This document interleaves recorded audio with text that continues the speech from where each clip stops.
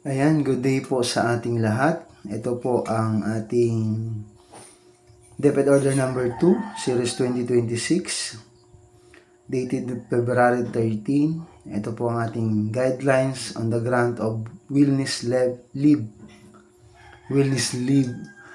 for the Department of Education personnel. So ito po yung hinihintay nating guidelines para makapag-apply po tayo kasi nung mga nakaraang buwan may mga nag-attempt ng gamitin po ito pero wala pa kasing guidelines para po sa DepEd. So ano nga ba ito? Ito po yung rationale at ito po yung mga definition of terms, emergency cases, mental health at wellness leave. Ano po? Sa wellness leave po natin, nandito po yung mental health care, ayan, mental health care, physical wellness activities or general break from work. Ito yung maganda, general break from work. So ito yung policy statement and general procedure. So in availing of maximum 5 days, nakandito po sa may bandang ibaba.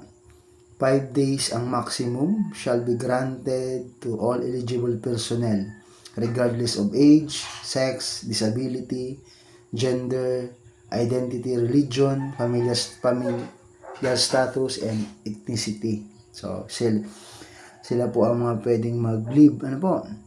So, dito naman po, meron tayong 5 days maximum.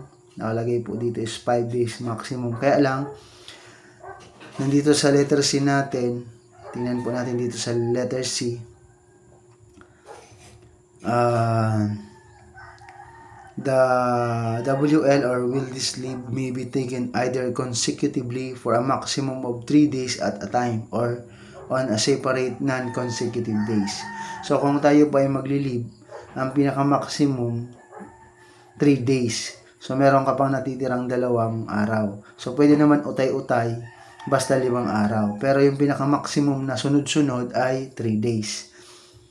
Ano po? So ito po yung ating guidelines. All heads of office or school heads shall ensure the continuous delivery of services of classes granting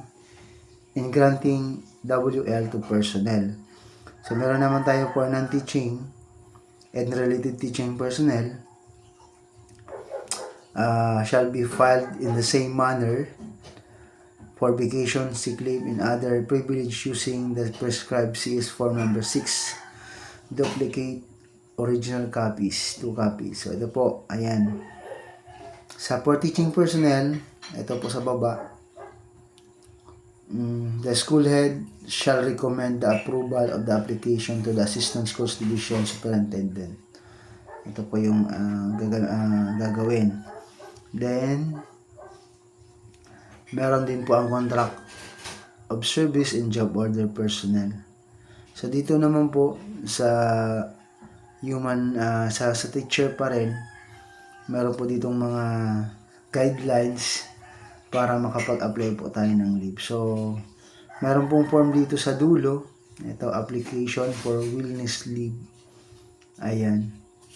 Ito po yung gagamitin natin sa Annex A. So ayan po ang ating wellness leave. Ano po? Para maka-avail po kayo ng 5 days, 3 days lang po ang maximum na sunod-sunod. Pwede naman pa isa-isa or dalawa or dalawa-tatlo. So, yan lamang po. Maraming salamat.